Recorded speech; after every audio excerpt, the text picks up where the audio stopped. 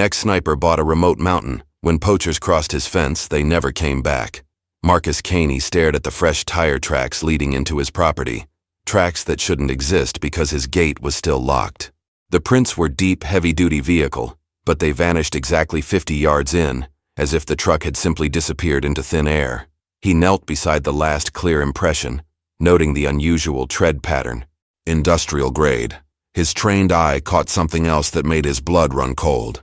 3 separate boot prints, all different sizes, all wearing tactical boots. But here's what didn't make sense. The tracks led toward the restricted wildlife preserve section where he'd installed motion cameras just yesterday. The cameras that should have caught everything. The cameras that were now completely gone. Marcus had purchased these 2,000 acres of Colorado mountain wilderness 6 months ago, seeking the isolation that only extreme elevation and hostile terrain could provide. After 15 years as a military sniper, he craved silence, distance from civilization, and the simple challenge of surviving on land that most people couldn't even reach. The nearest neighbor lived 47 miles down a dirt road that became impassable during winter months. He'd chosen this place specifically because nothing larger than elk should be moving through his property, and elk didn't drive trucks or wear tactical gear. The missing security cameras bothered him more than the mysterious tracks. He'd positioned those devices strategically, covering the 3 main game trails that wound through the dense pine forest toward the protected watershed area.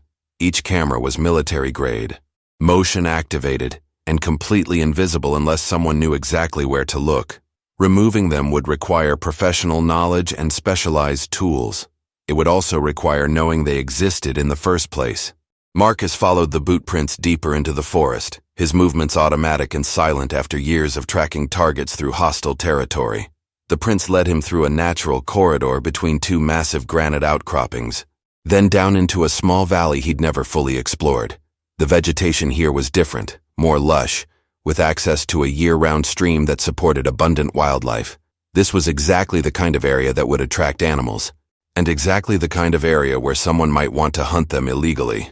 20 yards into the valley, he found the first game trail, marked by elk droppings and clear hoofprints. But scattered among the natural signs were human footprints. At least 6 different sets, all moving with purpose toward something deeper in the woods. The intruders had been here recently, within the last 48 hours based on the freshness of the disturbed earth. They'd moved through his land like they owned it, like they knew exactly where they were going. But the most disturbing discovery came when Marcus reached the stream.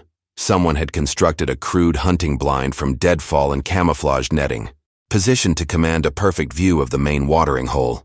The blind was fresh, maybe a week old, built by professionals who understood fieldcraft and concealment. Inside, he found spent rifle casings, expensive ammunition that suggested high-powered weapons and serious money behind this operation. As Marcus examined the shell casings, his military training kicked in, analyzing trajectory angles and sight lines. These weren't weekend poachers taking deer for meat. This was organized, systematic, and professional. Marcus collected the spent shell casings, noting the caliber and manufacturer markings that suggested military-grade ammunition costing $12 per round. These weren't casual hunters taking shots at deer for winter meat. Someone was paying premium prices for precision equipment, which meant they were hunting something valuable enough to justify the expense. The casings were clean, recently fired, and positioned in a pattern that indicated careful aim from a supported position. Professional work. Following the stream deeper into the valley, he discovered something that made his pulse quicken. Fresh blood on the rocks near a natural pool where animals came to drink. The blood was dark, partially dried, maybe 36 hours old, but there was too much of it for a clean kill, and it was scattered in a way that suggested struggle and panic. Whatever had been shot here had suffered before dying. The trail beyond the blood led him to a clearing where the earth was torn up by heavy boots and dragged weight. Deep gouges in the soil showed where something large had been hauled toward a dirt road that Marcus hadn't known existed on his property. The road was hidden by careful placement of brush and fallen logs, invisible from any angle except ground level. It connected to the main Forest Service road 3 miles away, providing perfect access for vehicles that needed to move quickly and quietly. Marcus followed the hidden road for half a mile before finding tire impressions in a muddy section, the same industrial tread pattern from his gate area. But here he could see additional details. Multiple vehicles had used this route recently. He counted at least 3 different tire patterns, suggesting a coordinated operation involving several trucks. The road showed signs of regular use, worn down by repeated traffic over several months. At a bend in the hidden road, Marcus discovered a makeshift processing station. Someone had constructed a sturdy wooden frame between two trees, complete with pulleys and chains designed for hanging large game. The ground beneath was stained dark with old blood, and the smell of decay lingered despite recent rain. This wasn't a temporary hunting camp. This was a permanent installation built for processing significant quantities of wildlife. Scattered around the processing area were plastic tarps, industrial garbage bags, and butcher knives that spoke of serious meat preparation. But most disturbing were the items that suggested trophy hunting rather than sustenance. He found discarded antler tips, bear claws, and what appeared to be mountain lion teeth arranged in small piles, as if someone had been sorting valuable parts from worthless meat. The evidence painted a clear picture of an illegal hunting operation that had been using his land for months, possibly longer. They had constructed infrastructure, established supply routes, and operated with the confidence of people who believed they wouldn't be caught. But questions remained that made Marcus increasingly uneasy. How had they accessed his property without triggering any of his security measures? Why had they chosen his land specifically when thousands of acres of public hunting areas existed nearby? Most importantly, who was coordinating an operation this sophisticated, and what were they hunting that required such extreme measures to remain hidden? Marcus returned to his cabin as darkness settled over the mountains, his mind racing with tactical possibilities. The illegal hunting operation on his land was far more extensive than any casual poaching ring. The level of organization, the permanent infrastructure, and the expensive equipment suggested serious money and professional coordination. But what troubled him most was how they'd operated undetected for months on property he'd surveyed extensively before purchasing. Inside his cabin, Marcus spread a topographical map across his kitchen table and began marking locations: the processing station, the hidden road, the hunting blind, the missing camera positions. When connected, the markers revealed a pattern that made his blood run cold. The operation wasn't random. They'd chosen specific sites that provided perfect sight lines across the most valuable wildlife corridors while remaining invisible from his cabin and the main access road. Someone had conducted detailed reconnaissance of his property before he'd even bought it. They knew the terrain better than he did, which meant they'd been operating here long before he arrived. The previous owner, an elderly rancher named Bill Hutchins, had sold the land through an estate sale after his death. Marcus had purchased it sight unseen through a Denver law firm, attracted by the remote location and reasonable price. But now he wondered if the reasonable price had been too good to be true. Had Hutchins known about the illegal hunting operation? Had he been paid to look the other way? Or had the operation moved in after the old rancher's death, taking advantage of abandoned property to establish their base of operations? Marcus retrieved his laptop and pulled up the county tax records for surrounding properties. What he found sent a chill down his spine. 3 of the 4 neighboring properties had changed hands in the past 18 months, all purchased by the same limited liability company based in Denver, Rocky Mountain Resource Management. The sales had happened quietly, with no public advertising, suggesting private negotiations and cash offers. A pattern was emerging that spoke of careful planning and significant financial resources. Someone was systematically acquiring large blocks of remote mountain property, creating a private hunting preserve where wealthy clients could pursue illegal game without interference. The operation was protected by isolation, controlled access, and now, apparently, by owning or controlling all the surrounding land. Marcus cross-referenced the LLC with state business records and found minimal information. Rocky Mountain Resource Management had been incorporated 2 years ago with a registered address at a Denver law office. The listed officers were all lawyers, which meant the real owners were hidden behind layers of legal protection.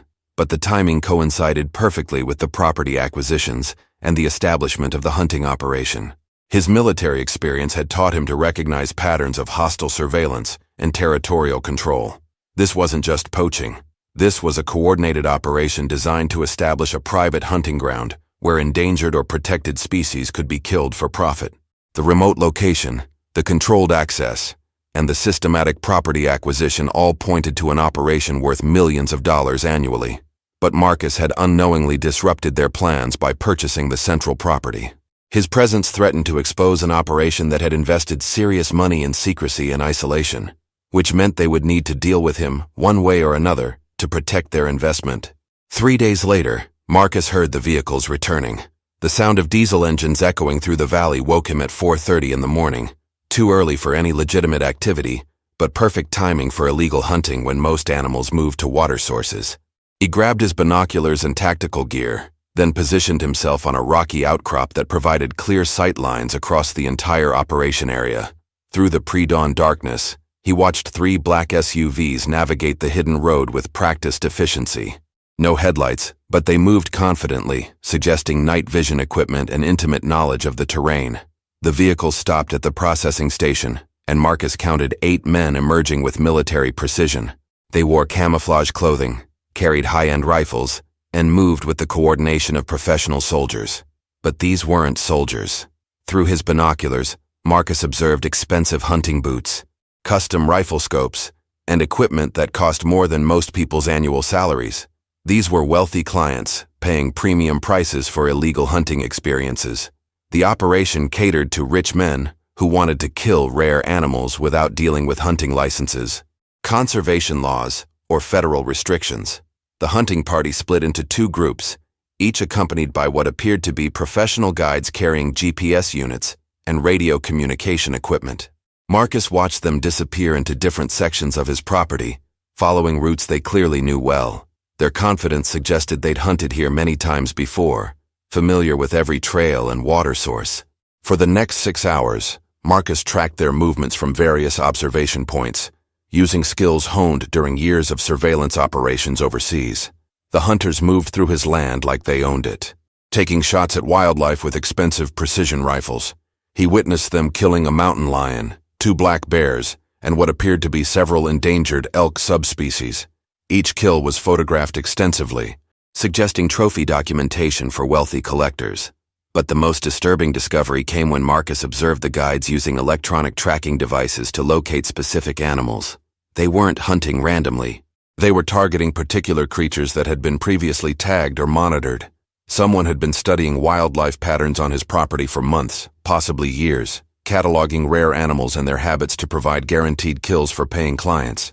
The operation ran with clockwork precision. After each kill, the guides immediately radioed coordinates to a cleanup crew that arrived within minutes to process and transport the carcasses. Nothing was left behind. No evidence, no blood, no signs that protected animals had been systematically slaughtered for profit. By late afternoon, the hunting party had retreated to the processing station, where Marcus observed them celebrating with expensive whiskey and cigars. Through his binoculars, he could see stacks of cash changing hands as clients paid their guides for successful hunts. The amounts being exchanged suggested this single day's operation had generated tens of thousands of dollars. As the SUVs prepared to leave, Marcus noticed something that made his blood run cold. One of the guides was studying a map and pointing directly toward his cabin. They knew he was there. They knew he'd been watching. And from their body language and animated discussion, they were making plans to deal with the problem he represented. That night, Marcus prepared for war using lessons learned in hostile territory overseas. He retrieved his military-grade rifle from its secure case, cleaned and calibrated the scope, and established 3 defensive positions around his cabin with clear fields of fire. If the hunting operation intended to eliminate him as a threat, they would discover that removing an experienced sniper required more than expensive equipment and hired muscle. Marcus spent hours studying satellite imagery on his laptop, memorizing every approach route to his property, and identifying natural choke points where vehicles would be forced to slow down or stop. His years of combat experience had taught him that superior positioning and preparation could overcome numerical disadvantages. He knew his land better than any invader could, and he had skills they probably didn't expect from an isolated mountain resident. At 2 in the morning, motion sensors around his cabin detected movement. Multiple vehicles approaching without lights, engines running quiet, attempting tactical stealth. Through his night vision scope, Marcus identified the same 3 black SUVs from the hunting operation, plus 2 additional trucks carrying what appeared to be armed men in tactical gear. They were taking him seriously as a threat, which confirmed his suspicions about the scope and value of their illegal operation. The vehicles stopped 300 yards from his cabin, positioned to block all escape routes. Marcus watched through his rifle scope as 12 men deployed in military formation, carrying assault rifles and wearing body armor. These weren't wealthy hunting clients. These were professional security contractors hired to eliminate problems that threatened million-dollar operations. From his concealed position on the ridge above his cabin, Marcus had perfect sight lines on all the approaching men. His finger rested on the trigger of his precision rifle, muscle memory from hundreds of combat missions guiding his movements. But killing wasn't his objective. He needed these men alive to testify about the illegal hunting operation and identify whoever was financing the entire scheme. Instead of targeting the men, Marcus aimed at their equipment. His first shot destroyed the engine block of the lead SUV, sending steam and coolant spraying across the assault team. His second shot punctured the fuel tank of another vehicle, creating a gasoline spill that would prevent their escape. The third shot disabled their radio communications antenna, cutting them off from outside support or coordination. The assault team scattered for cover, confused by shots that seemed designed to trap rather than kill them. Marcus could hear their shouted commands as they tried to understand why a sniper was destroying vehicles instead of targeting personnel. Their confusion worked in his favor, disrupting their tactical formation and creating the chaos he needed to control the situation. From different positions around the ridge, Marcus continued his psychological warfare campaign. He shot out their vehicle headlights, disabled their backup radio equipment, and put precision rounds into their tactical gear without harming the men carrying it. Each shot demonstrated that he could kill any of them instantly if he chose to, but was deliberately restraining himself. The message was clear: leave immediately, or face an enemy who possessed superior skills, superior positioning, and the tactical advantage of defending familiar terrain. After 30 minutes of this demonstration, the surviving vehicles retreated down the mountain, carrying men who had learned that some problems couldn't be solved with overwhelming firepower. The next morning, Marcus methodically documented every piece of evidence he had discovered on his property. Using his digital camera, he photographed the spent shell casings, the blood-stained rocks, the processing station, and the hidden road network. Each image was GPS tagged and time-stamped to create an unshakable record of the illegal hunting operations infrastructure. However, Marcus knew that photographs alone wouldn't be enough to bring down an organization with the resources to purchase multiple properties and hire armed security contractors. He needed federal involvement, and that meant contacting the right agencies with jurisdiction over wildlife crimes and interstate criminal enterprises. From his laptop, Marcus accessed the FBI's online tip submission system and the U.S. Fish and Wildlife Service enforcement hotline. Nevertheless, he decided that direct contact would carry more weight than anonymous tips. His military service record would lend credibility to his claims, and the scope of the operation demanded immediate attention from experienced federal investigators. Marcus called the Denver field office of the Fish and Wildlife Service first, speaking directly with Special Agent Sarah Chen, a veteran investigator who specialized in organized wildlife trafficking. Agent Chen listened intently as Marcus described the sophisticated hunting operation, the systematic property acquisitions, and the apparent involvement of wealthy clients paying premium prices for illegal kills. Agent Chen's questions were sharp and focused, demonstrating her expertise in similar cases.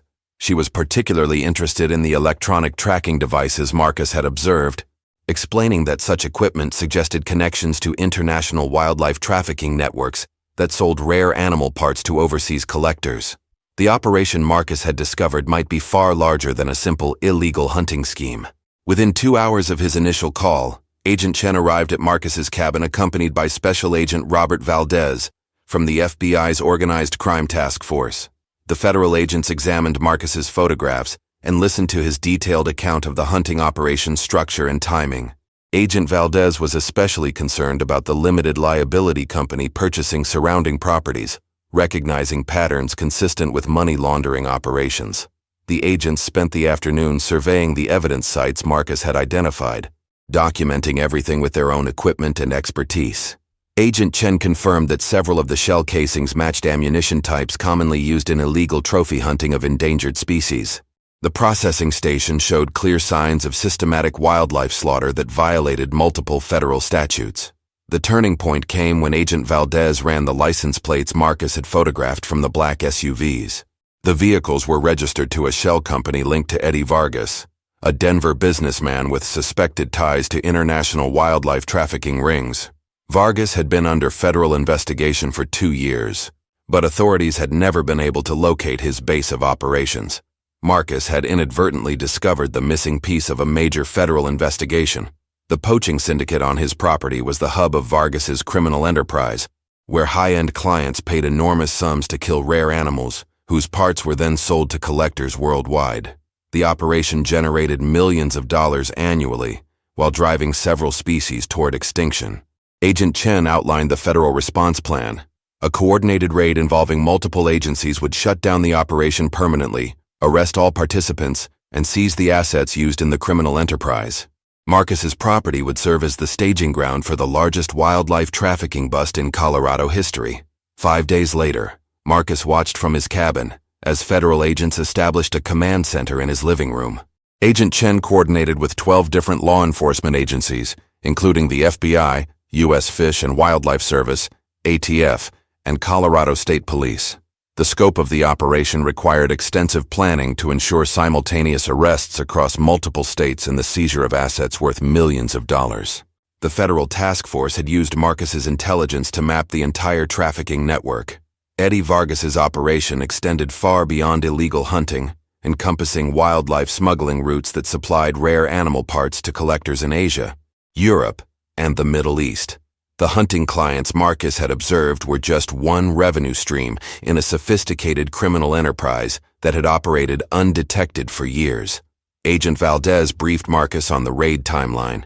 Elite tactical teams would move simultaneously against 3 targets: the hunting operation on Marcus's property, Vargas's Denver headquarters, and a processing facility in Wyoming where animal parts were prepared for international shipment. The coordinated strikes would prevent any element of the organization from escaping or destroying evidence.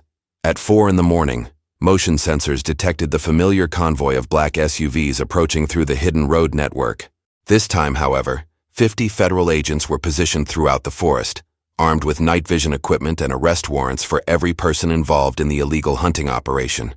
Marcus remained in his cabin as requested, but Agent Chen provided him with radio communication to monitor the operation's progress. The wealthy hunting clients arrived exactly as Marcus had predicted, completely unaware that their exclusive wilderness experience had become a federal trap. Through his window, Marcus watched the SUVs stop at the processing station, where the hunting guides began unloading expensive rifles and preparing for another profitable day of killing protected wildlife. Agent Chen's voice crackled through the radio as tactical teams moved into position around the clearing. The federal agents had spent days studying the terrain Marcus had mapped for them, positioning themselves to capture every person involved without allowing any escapes through the dense forest. The operation required precision timing to prevent the destruction of evidence or the escape of high-value targets. At precisely 6 o'clock, when the hunting party had spread throughout the forest to begin their illegal kills, Agent Chen gave the signal for simultaneous arrests.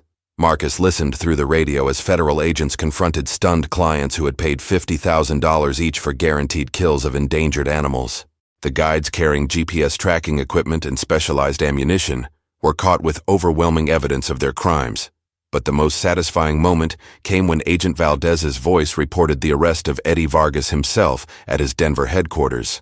Federal agents had seized computer records documenting the entire trafficking network, bank accounts containing millions of dollars in illegal profits, and a client list of wealthy individuals who had participated in the systematic slaughter of protected species. Within 6 hours, the federal raid had dismantled an operation that had taken years to establish. The hunting clients, guides, security contractors, and organizers were all in federal custody facing charges that carried decades in prison. Marcus's mountain property, once violated by criminal trespassers, had become the scene of their complete downfall. 6 months after the federal raid, Marcus stood on the same rocky outcrop where he had first observed the illegal hunting operation. But the forest around him had been transformed. The hidden road network had been destroyed by federal bulldozers, the processing station dismantled completely, and the hunting blinds removed without a trace. Nature was already reclaiming the areas where wealthy criminals had once slaughtered protected wildlife for profit. Agent Chen visited Marcus regularly to provide updates on the criminal prosecutions that had resulted from his discovery. Eddie Vargas had been sentenced to 25 years in federal prison for racketeering, wildlife trafficking, and operating a criminal enterprise. The wealthy hunting clients each received sentences ranging from 5 to 15 years. their reputations destroyed and their assets seized to pay for wildlife conservation programs. The security contractors who had attempted to eliminate Marcus as a threat were now serving concurrent sentences for assault with deadly weapons and conspiracy charges. Their sophisticated equipment and military training had proven useless against federal agents who arrived prepared for their tactics.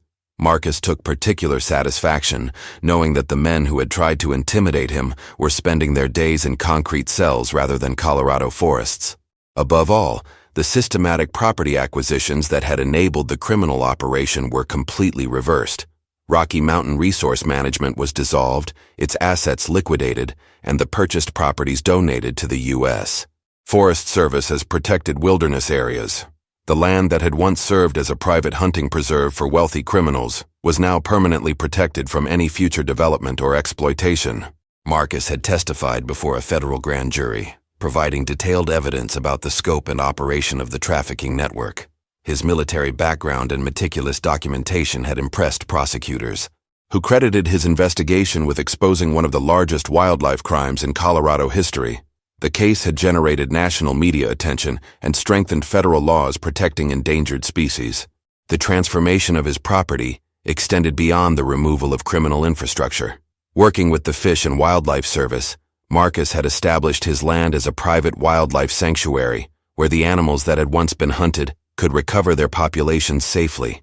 Camera traps throughout his property now documented healthy numbers of mountain lions, black bears, and elk that were no longer targeted by poaching syndicates. Marcus discovered that protecting the land gave his life the purpose and mission that military service had once provided. He worked closely with federal wildlife biologists, documenting animal behavior and supporting research that would benefit conservation efforts across the western United States. His cabin had become a research station where scientists studied the recovery of wildlife populations in areas previously impacted by illegal hunting. The poachers who had once violated his property with such confidence never returned. Their operation was destroyed, their leaders imprisoned, and their wealthy clients facing criminal prosecution that would follow them for years. Marcus had kept his promise that those who crossed his fence would face consequences they never anticipated. As the sun set over his peaceful mountain sanctuary, Marcus reflected on how seeking isolation had led him to protect something far more valuable than his own solitude. The silence of his forest was now broken only by the sounds of thriving wildlife, rather than the gunshots of criminal hunters. Thanks for watching our Western story tonight. Click the video on screen to dive into another frontier tale. And don't forget to subscribe and support us bringing more stories from the untamed West.